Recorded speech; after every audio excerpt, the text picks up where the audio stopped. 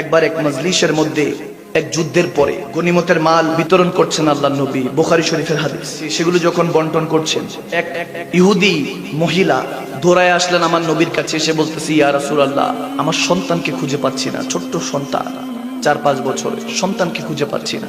চোখের পানি ছেড়ে দিয়ে বলতেছে, ইয়া রাসূলুল্লাহ, শুনেছি আপনার দরবার থেকে কেউ খালি ফিরে না। আর আমাদের থেকে ইহুদি মহিলার ঈমান আরো ভালো, আওয়াজ দেয় না।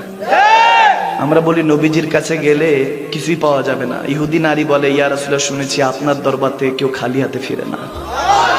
যখন ইহুদি নারী এটা বলতেছে, আমার নবী বলতেছে, হযরত ওমর রাদিয়াল্লাহু তাআলা আনকে ডাক দিয়ে, শের খোদা আলীকে ডাক দিয়ে বলতেছে, আলী, ইয়া ওমর, এখানে আসো, যুদ্ধের গনিমতুল মাল এগুলো পরে বন্টন করো, আগে এই মা তার সন্তানকে খুঁজে পাচ্ছে না, সন্তানকে খুঁজে বের করো। সুবহানাল্লাহ।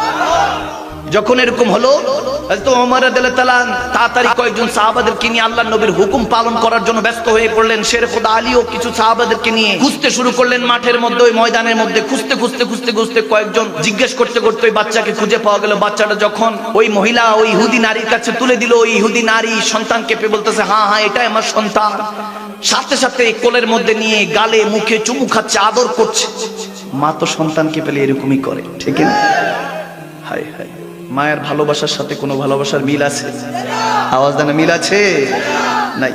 ভাইয়ের আমার, বাবার আমার, যখন আমার নবী দেখতেছে সেই সন্তানকে মাটা আদর করছে, হযরত ওমরের দিকে, হযরত শের খোদা আলীর দিকে আমার নবী তাকিয়ে বলতেছেন, ইয়া আলী, ইয়া ওমর, বলো এই ভালোবাসা দেখে কি মনে হচ্ছে? নবীজির এই কথা শুনে হযরত আলী, হযরত ওমর বলতেছেন, ইয়া রাসূলুল্লাহ, এই ভালোবাসার উপর তো কোনো ভালোবাসাই নেই, মা তার সন্তানকে পেয়ে কি খুশি। সুবহানাল্লাহ। এটার মধ্যে কোনো স্বার্থ, আওয়াজ দেন, স্বার্থ, কোনো স্বার্থপরতা নেই। এই ভালোবাসা তো মাতৃত্বের ভালোবাসা, এটা তো, এটার মধ্যে কোনো সেলফিশগিরি নেই, স্বার্থপরতা নেই, এটার মধ্যে কোনো চাওয়া পাওয়া নেই। সন্তান মাকে পেয়ে খুশি, মা সন্তানকে পেয়ে খুশি। তখন আমার নবী চোখের পানি ছেড়ে দিলেন, বলতেছে, জানো ওমর, জানো আলী, আল্লাহ তাবারক ওয়া তাআলা এই ভালোবাসা 100 ভাগ বানিয়েছেন। সুবহানাল্লাহ। 100 ভাগ বানিয়ে এক ভাগ এই 18,000 মাখলুকাতের মধ্যে দিয়েছেন।